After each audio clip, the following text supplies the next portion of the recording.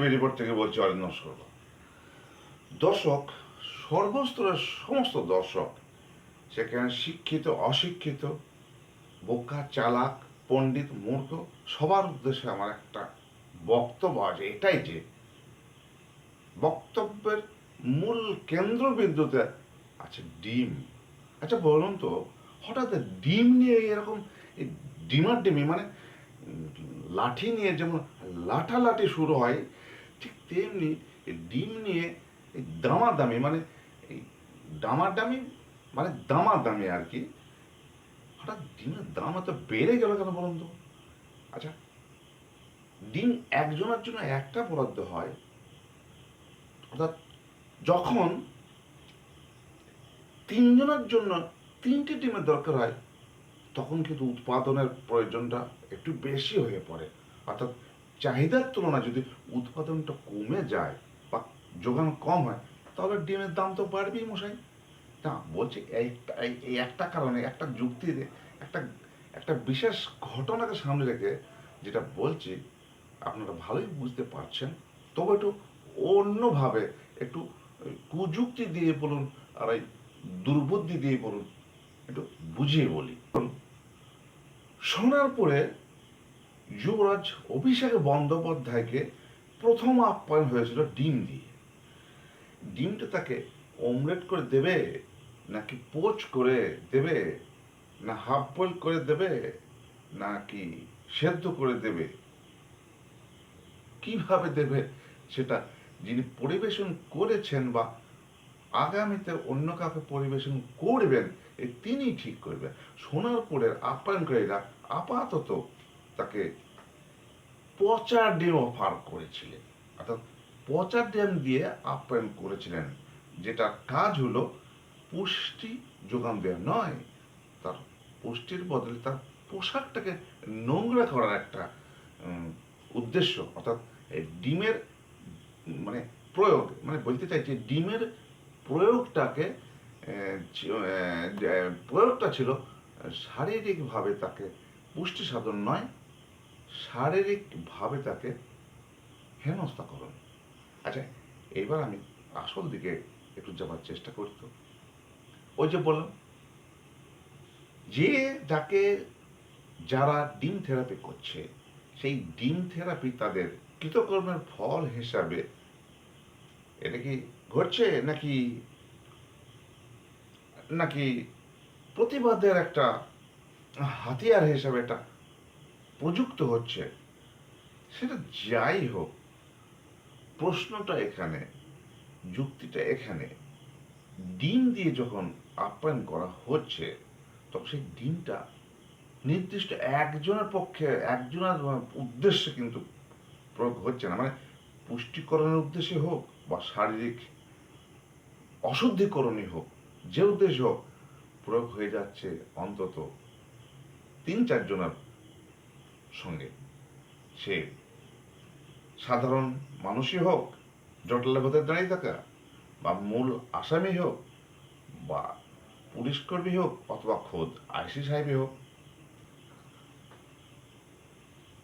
একটা জায়গায় একজন ক্রিমিনাল, একজন তথাকথিত তৃণমূল নেতা, এই মুহূর্তে যারা ক্রিমিনাল নামে অভিহিত হচ্ছে, তাদেরকে ডিম থেরাপি করতে গিয়ে আইসিকি ডিম থেরাপি করে দেওয়ার চেষ্টা, মানে ইচ্ছা প্রকাশ করে ফেলেন এক মহিলা।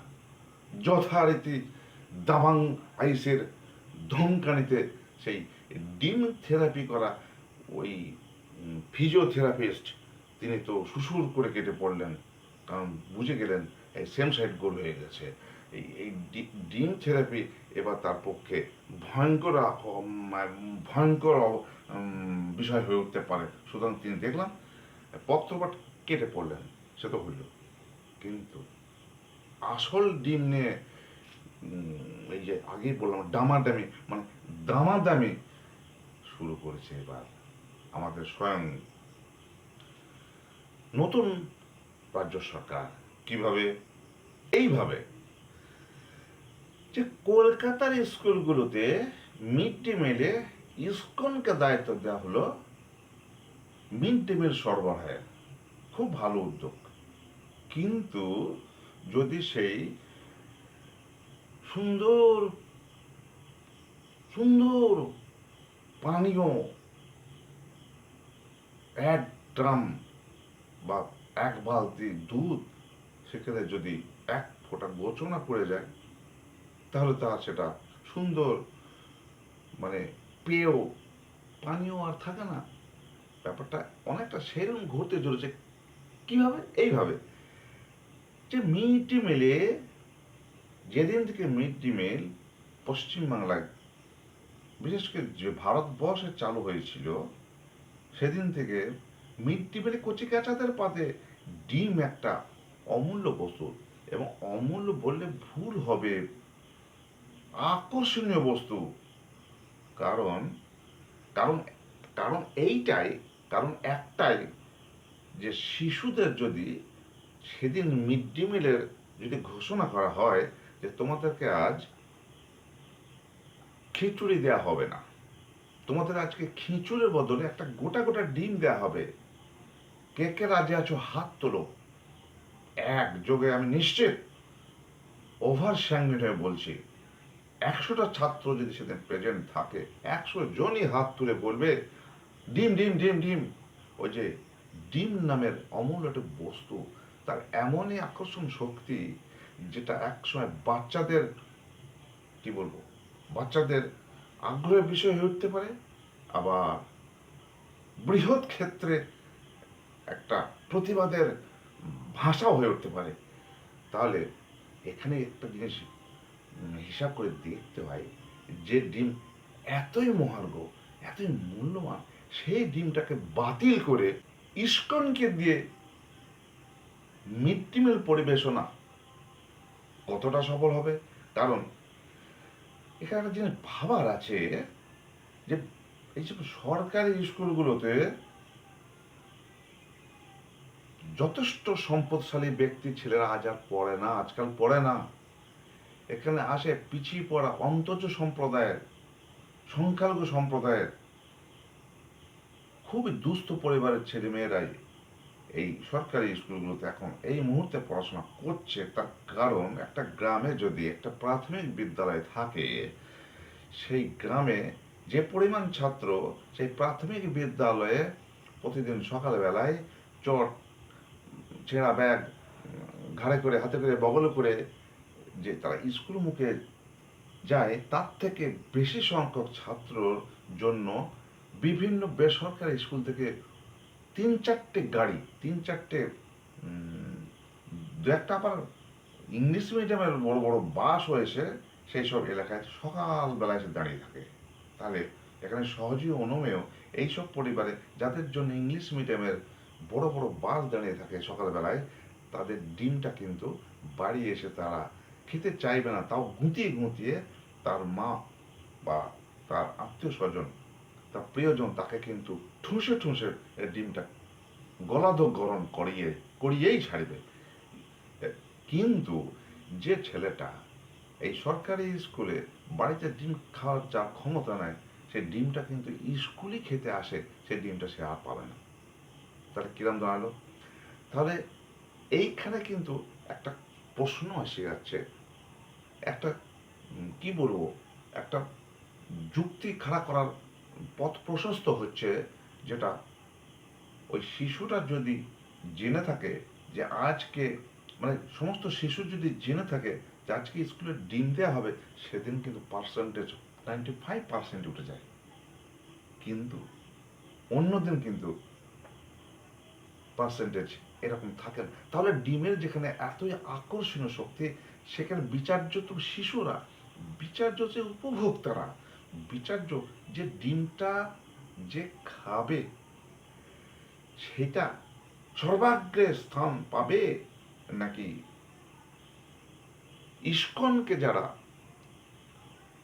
অর্থাৎ সরকার বা প্রশাসন, ভালো কথা, প্রশাসন যদি ইস্কনকে ডিম ছাড়া, মাংস ছাড়া খিচুড়ি পরিবেশনের দায়িত্ব দিয়ে শিশুদেরকে যদি মনে করে যে তাদের শারীরিক পুষ্টি সাধিত হবে, হলো, কিন্তু শিশুদের মানসিক পুষ্টিটা কি হবে? এই শারীরিক পুষ্টির থেকেও শিশুদের বা অষ্টম শ্রেণী পর্যন্ত সমস্ত ছাত্রছাত্রীর ডিমের দ্বারা মানসিক পুষ্টির অগ্রাধিকার কিন্তু অনেক বেশি, যা প্র্যাকটিক্যালি খাতায় কলমে একদম পরীক্ষিত, একদম ধ্রুব সত্য।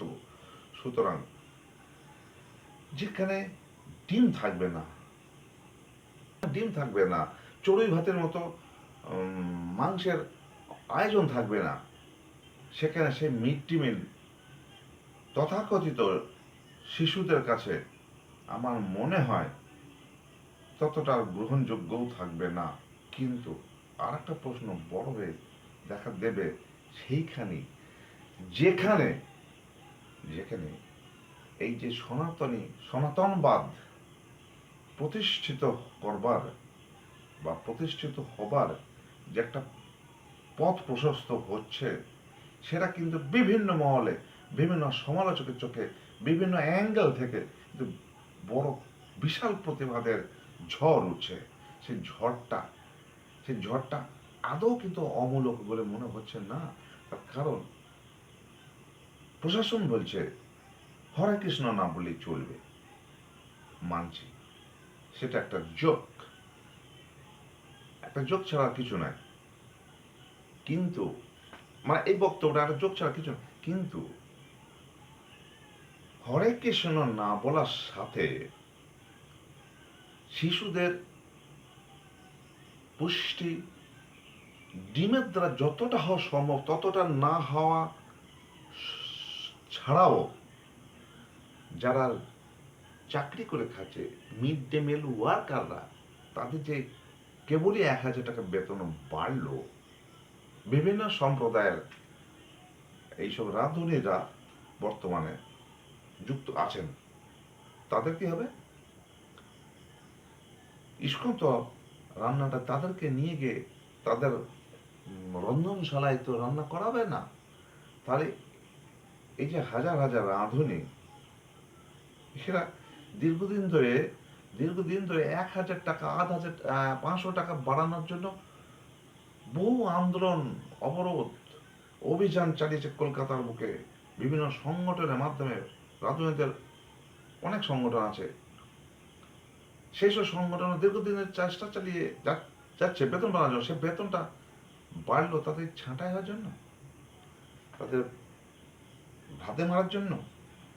সুতরাং এটা একটা খুব বিরাট একটা মাইনাস পয়েন্ট হয়ে দাঁড়াবে, যেখানে মিড ডে মিলের মূল উদ্দেশ্য পুষ্টি সাধন, সেখানে ডিমের থেকে বেশি পুষ্টি রাজমা বা সয়াবিনে এটা নিউট্রিশিয়ানরা কিন্তু বিশ্বাস করে না, বা তারা এইটাকে ব্যাখ্যা করে সঠিকভাবে ডিমকে পিছন রাখতেও মানে প্রস্তুত নয়। ডিমের দ্বারা আসলে ধর্মীয় সেন্টিমেন্ট নিয়ে নাড়াচাড়া খুব একটা বুদ্ধিমানের কাজ বলে অন্তত মনে হয় না। কারণ এই মিড ডে মিল অনেক ক্ষেত্রে কিন্তু জাতপাতের সমস্যা একটা থেকেই যায়। অনেক ক্ষেত্রে দেখা যায় মুসলিম রাঁধুনি যেখানে থাকে সেখানে অনেক হিন্দু ছাত্রছাত্রী খেতে চায় না, তাদের হয়তো স্কুল কর্তৃপক্ষ বিকল্প ব্যবস্থা করেই থাকে। আবার এরকমও তো উল্টে ঘটতে পারে যে একটা ধর্মীয় সম্প্রদায়ের দ্বারা মিড ডে মিল সার্ভ করলে আর একটা ধর্ম সম্প্রদায় সেখানে বিমুখ হয়ে পড়লো, মানে পড়াটা স্বাভাবিক, কারণ এরকম উদাহরণ তো আছেই। সুতরাং এই ধরনের বিভেদ, এই ধরনের মতভেদ, এই ধরনের আর কি বলবো, ভেদাভেদ বা বিতর্ক বা বৈষম্য যেখানে সৃষ্টি হয়ে যেতে পারে, সেখানে প্রশাসনের উচিত যেটা চলছে সেভাবে চলতে দেওয়া। কারণ যেটা চলছে সেটা তো পরীক্ষিত, কোনো সমস্যা নাই। আর একদিন দুদিন নাই, দীর্ঘদিন ধরে, বছরের বছর ধরে কিন্তু এটা চলছে, কোনো সমস্যা নাই। কিন্তু সমস্যাটা তো এখন দেখা দিচ্ছে। এখন এই সমস্যার সমাধান পাইলট প্রজেক্ট হিসাবে সরকার চালু করেছে। সরকার দেখতে চাইছে এর সফলতা কতটা, সময়ই বলবে সফলতা বিফলতার বিষয়টা। তবে এটা হচ্ছে কেন্দ্রের বিন্দুতে চলে গেছে, মানে বিতর্কের কেন্দ্রবিন্দুতে চলে গেছে এই ডিম নামক বস্তুটি। এই ডিমের দামাদামিতে, ডিমের কি বলবো, ডিম যেভাবে আসলে স্কুলে মিড ডে মিলে ডিম থাকবে কি থাকবে না, পোলট্রি মাংস থাকবে কি থাকবে না, শিশুরা ডিম খাবে কি খাবে না, সেটা স্থির করার অধিকার একমাত্র ওই সংশ্লিষ্ট উপভোক্তা ছাত্রছাত্রীদের আছে এবং তার গার্জেনদের। সুতরাং এই ডিমলেস ডিমলেস যে মিড ডে মিল প্রচলন বা চালু, যেখানে সয়াবিন, রাজমা এই জাতীয় পুষ্টিকর খাদ্যগুলো প্রচলন হওয়ার সময়ের অপেক্ষা, সেখানে এই উপভোক্তা ছাত্রছাত্রী এবং তাদের গার্জেনদের একটা মতামত একান্ত দরকার। আমার মনে হয় ছাত্রছাত্রীদের মতের দিকে মত মিলিয়ে গার্জেনরাও কিন্তু সেই সাবেকি ডিম প্রথাকেই সমর্থন করবেন। কারণ যে জিনিসটা তারা বাইরের রাজ্যের যে পুষ্টিকর খাদ্য, রাজমা টাজমা এই জাতীয় যারা খেতে অভ্যস্ত নয়, সেই সব জিনিস তাদের কাছে কখনই গ্রহণযোগ্য হবে না। কারণ সেগুলো খেতেই চাইবে না, দিলেও হয়তো পাত থেকে তুলে তুলে ফেলে দিতে পারে বাচ্চাদের এইরকম চারিত্রিক বৈশিষ্ট্য। সুতরাং এটা যারা খাবে, যাদের বাচ্চারা খাবে, তাদের সঙ্গে একটা বৃহত্তর একটা মিটিং বা মতামত নেওয়ার প্রয়োজন ছিল বলে অন্তত আমার মনে হয়। প্রশাসন আশা করি পাইলট প্রজেক্ট হিসাবে এটাকে চালু করছেন। সফলতা বিফলতা দেখে সরকার পরবর্তী পদক্ষেপ আবার নতুন করে নেবেন, এটাই আশা করি আর কি।